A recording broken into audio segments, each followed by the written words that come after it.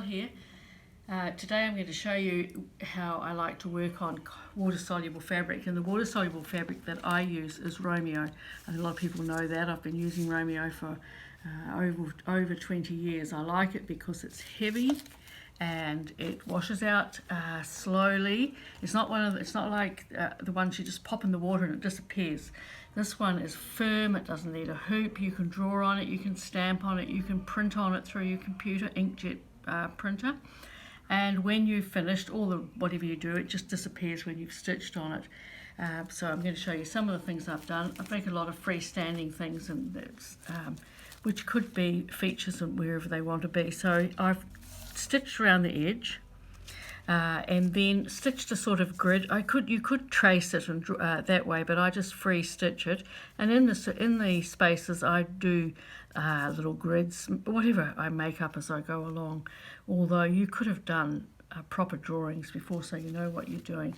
This is another little one, and it's got a little heart and whatnot, and just things I like to do. And there is a little bit of shrinkage. I'm not quite sure it was the same size, but I think it's probably shrunk.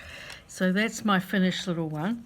It's not exactly the same as that, and I could iron it flatter and things like that. So I use the same thread top and bottom because could be seen either way depending how you feel. And then this could be used as a layer over something, of course, whatever you're doing. So it's a layer so you can see what's underneath.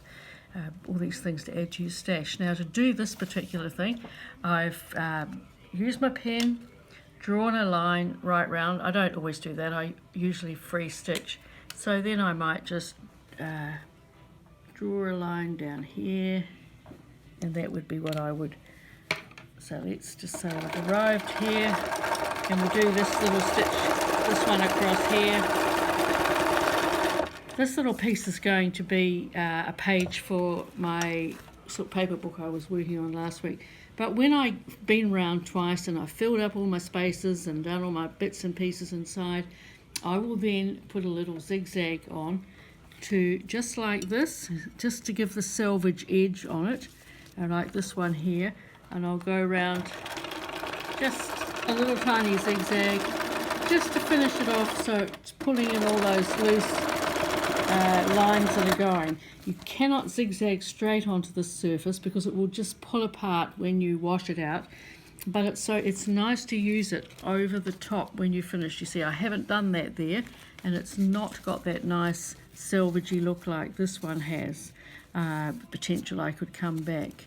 So I make a lot of little pages and all that sort of thing. And this is a little book that I've made. I've used the same idea on the top, but it's so engrossed with other stuff that it doesn't sort of work. So these are some of the pages that have come from within that book. And this is one, just free stitching. There's the little selvage around the outside.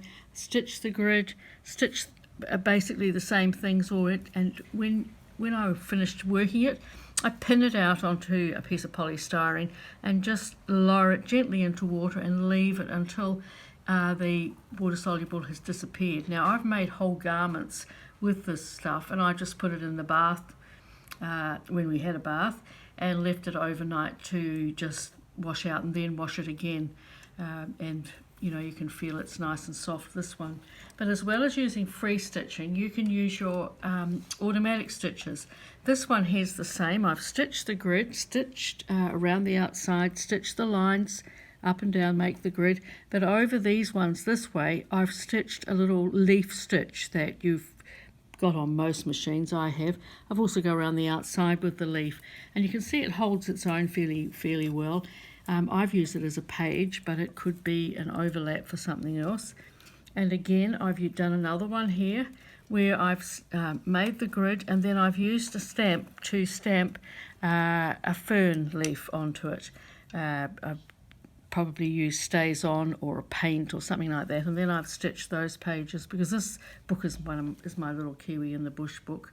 And this is another one where here he is, the little Kiwi in the bush. So he's been stamped on the top just to give me a guide to follow a pattern of him, and then I've stitched with a contrasting thread. Now that's one way you can use. And the other thing is to you can stamp on the surface. You can paint it. This is a stamp that I've used, and and then I've stitched one of them. I'll wash that out later. You can make a feature of all these sorts of things with the stamps that you have. We've all got lots of stamps that we don't always know what to do with.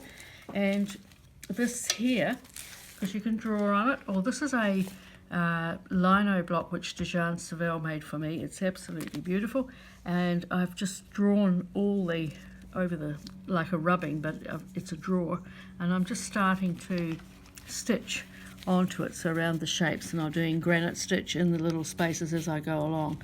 I need to get working on this one. And if you've got a good book, like a pattern book, that's, trace up some of your patterns, and you've got, anything, the world's your oyster really with what you want to do on it. It's not like these solubles that, just wash out or can be used in other ways, but this is one that I really love. And then I also stitch on it with my flower stitch foot, which I'm actually partial to, and look how when it breaks up, all piles and piles of flower stitches, but it's springy, but it's the disintegration gives it like that tattered, perhaps Elizabethan lace effect. That would just be so beautiful as an insertion, and I've made lots of these at different times, over layers on handbags and things like that. And when you're finished with your stuff, with your soluble, you can take all your little bits and pieces and iron them up together. So instead of wasting them, keep all your little bits and pieces, put the iron on under Glad Bake and iron them back together. Or of course you can put all your little bits and pieces into a jar and add water, let them all dissolve, and then use them to paint on surfaces to give it stability for stitching on. So that's sort of lots of ways that you can use what is really my favourite water-soluble fabric. I hope you found that useful. See you next time.